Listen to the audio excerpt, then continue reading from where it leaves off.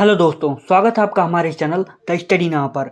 आज हम अपने यूपीपी एग्जाम से रिलेटेड अपने हिंदी की क्लासेस को आगे बढ़ाएंगे। जैसा कि पिछली हिंदी की 9 क्लास हम आपको दे चुके हैं और ये हमारी 10वीं क्लास होने वाली है। और ये सारे क्लासेस जो मैं इस समय पढ़ा रहा हूँ दोस्तों, वो सारे इंपॉर्टेंट क्वेश्चंस हैं। एक हिसाब से प्रैक्टिस सेट कह लीजिए, इंपॉर्टेंट क्वेश्चंस कह लीजिए, चाहे जो कह लीजिए, लेकिन बस इतना जान लीजिए कि ये सारे क्वेश्चन बहुत ज़रूरी हैं यूपीपी एग्जाम से रिलेटेड। तो चलिए दोस्तों, शुरू करते हैं वीडियो। पहला क्वेश्चन है, टुक और टूक शब्द युग्म के सही अर्थभेद का चयन कीजिए। टुक और टूक शब्द युग्म के सही अर्थ का चयन कीजिए। अब टुक मतलब थोड़ा या टुकड़ा, निशान या टुकड़ा, टुकड़ा या थोड़ा, कटा या चुनना। तो आपको बता दें दोस्तों, टुक यानी कि छोटाऊ की मात्रा जिसमें लगी रहेगी उसका अर्थ होगा थोड़ा। टुक मतलब थोड़ा। और टूक यानी कि बड़ाऊ की मात्रा लगी रहेगी, उसका मतलब होता है टुकड़ा। तो option number A is the right answer.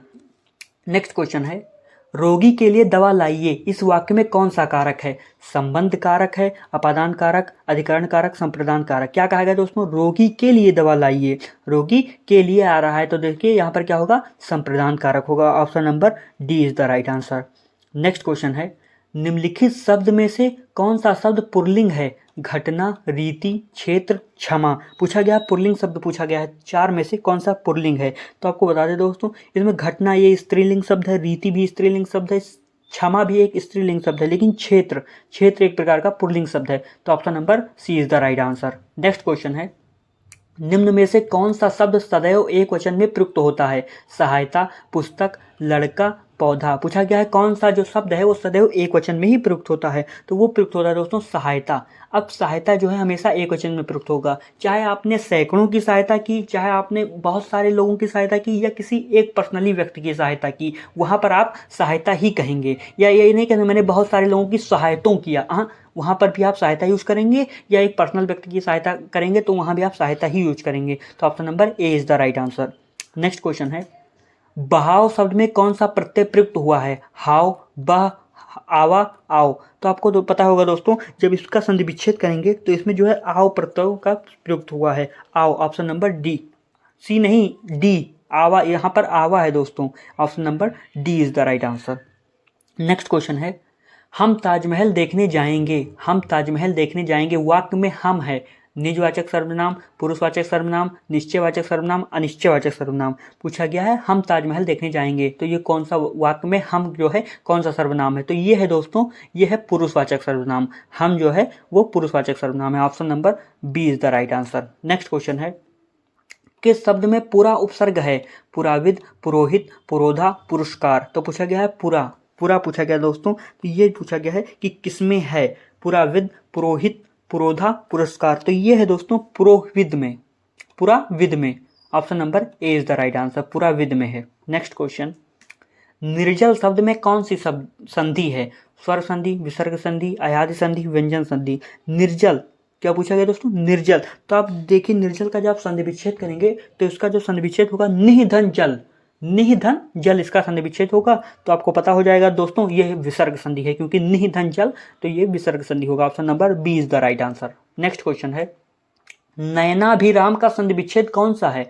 Naina धन अभिराम, नयन धन अभिराम, नय धन नाभिराम, नयना धन भीराम। तो पूछा गया है नयना अभिराम का संधि विच्छेद, तो ये होगा दोस्तों नयन धन अभिराम। ऑप्शन नंबर बी, नयन धन अभिराम होगा। Option number B is the right answer. और अगर ये पूछे कौन सी संधि है, तो ये दोस्तों दीर्घ संधि है। Option number B is the right answer. और नयनाभिराम दीर्घ संधि के अंतर्गत आती है। नेक्स्ट क्वेश्चन, आना जाना में अपेक्षित विराम चिन्ह है, योजक चिन्ह है, पूर्ण विराम है, प्रश्नवाचक चिन्ह है, अर्ध विराम है। तो आपको पता होगा दोस्तों, जब बीच में डैश टाइप का लगा रहता है तो इसे योजक चिन्ह कहते हैं, योजक चिन्ह। और पूर्ण विराम तो आपको पता होगा, पूर्ण विराम जब एक खाली डंडी खींचा जाए उसे पूर्ण विराम। और प्रश्नवाचक चिन्ह, प्रश्नवाचक चिन्ह तो आप लोग जानते होंगे दोस्तों, जब प्रश्नवाचक किया गया क्वेश्चन मार्क लगाया जाए। और अर्ध विराम जब नीचे जो है सेमी कॉलम जो है नीचे, सेमी कॉलम सॉरी दोस्तों, अर्ध विराम जो नीचे कामा लगाते हैं उसे अर्ध विराम कहते हैं। नेक्स्ट क्वेश्चन, अच्छे नागरिक राष्ट्रहित में कार्य करते हैं इस वाक्य में अच्छे किस प्रकार का विशेषण है?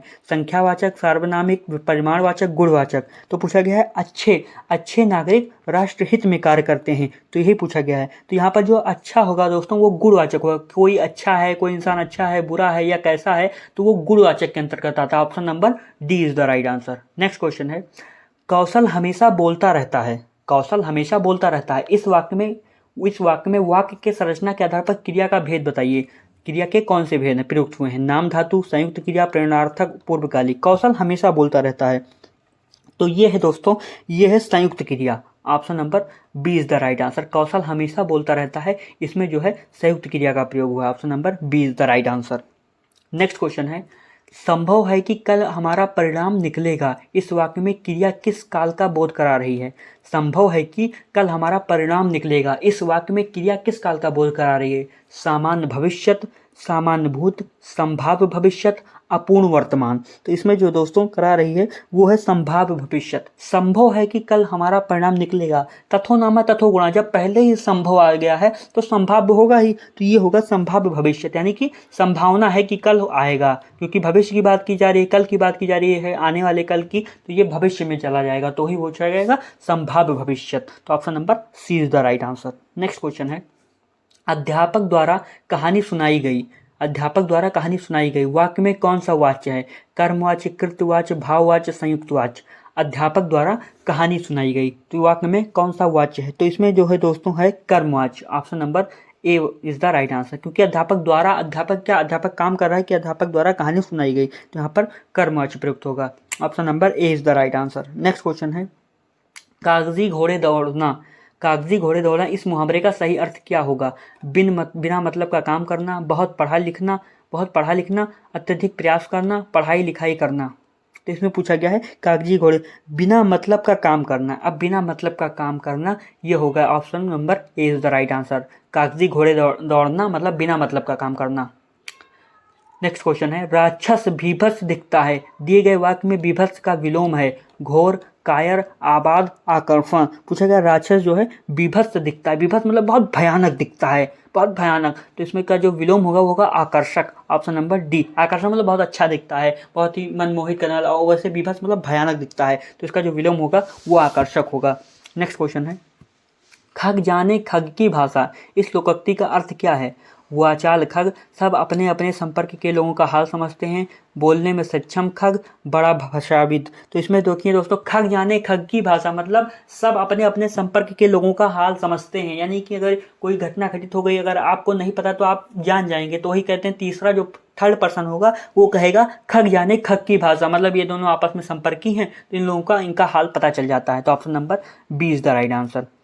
नेक्स्ट क्वेश्चन है B, option number B is the right answer. Next question है, कभी कफन को उठा देखते, लग गले निर्झर झरझर करते, दिन तेरा में ही बिसरते थे। उपयुक्त पंक्तियों में किस रस की अनुभूति है? श्रृंगार रस, भक्ति रस, अद्भुत रस, करुण रस। तो ये देखिए दोस्तों, कभी कफन को उठा देखते, लग गले निर्झर झरझर करते, दिन तेरा में ही बिसरते हैं।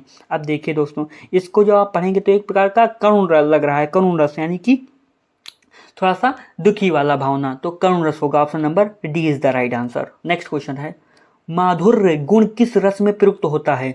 रौद्र, श्रृंगार, वीर, शांत। माधुर्य गुण किस रस में प्रयुक्त होता है? तो ये जो प्रयुक्त होता है दोस्तों वो श्रृंगार रस में प्रयुक्त होता है। Option number B is the right answer, माधुर्य गुण।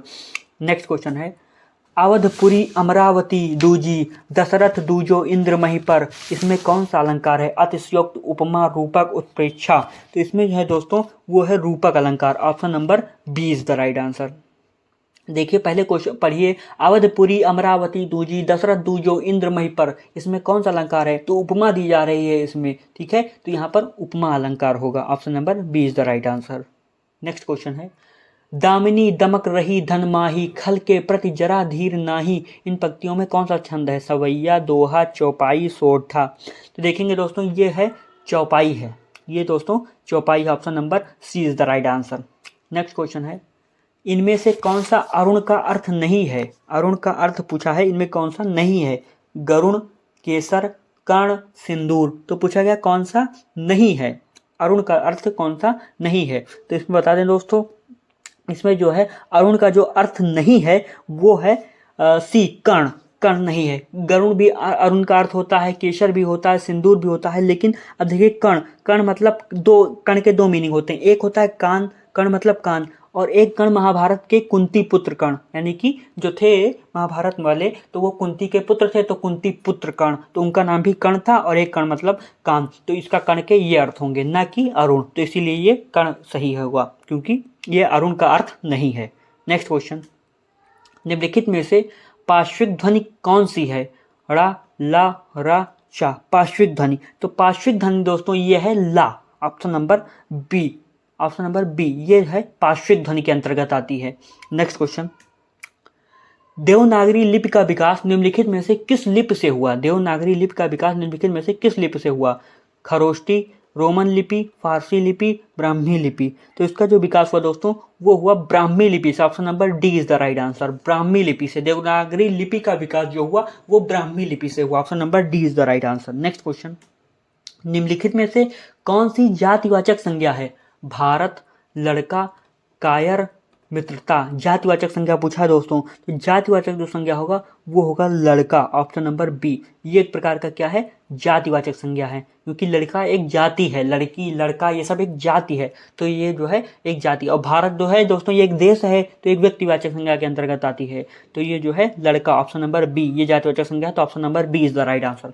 तो दोस्तों ये हमारे 10वीं क्लास कंप्लीट हो चुकी है और ऐसे ही आगे हम आपको क्लासेस देते रहेंगे और ये सारे इंपॉर्टेंट ही क्वेश्चन है, तो दोस्तों आपसे विनम्र निवेदन है कि इसको मिस ना करें। अगर आप इसको मिस कर देंगे तो समझ लीजिए बहुत मिस कर दिया। और यूपीपी एग्जाम का जानते हैं कि अब 5-6 दिन में पेपर स्टार्ट हो जाएगा और मैं आपको क्लासेस आखिरी दम तक दूंगा। आखिरी दम मतलब जब तक लास्ट पेपर है, 31 अगस्त को लास्ट पेपर है यूपी एग्जाम का, मैं आपको अपना क्वेश्चन जो मैं दे रहा हूँ वो मैं 31 अगस्त तक दूंगा, क्योंकि जिनका 23 अगस्त का है उनका तो हो गया भाई समझ लीजिए, लेकिन जिनका 31 अगस्त का तो मुझे को सबको देखना है ना, तो मैं जो है 31 अगस्त तक अपना क्लासेस चालू रखूंगा और आप भी लोग देखते रहिए, जिनका पहले होगा वो बाद भी देखते हैं, उनके आगे के लिए काम आएगा।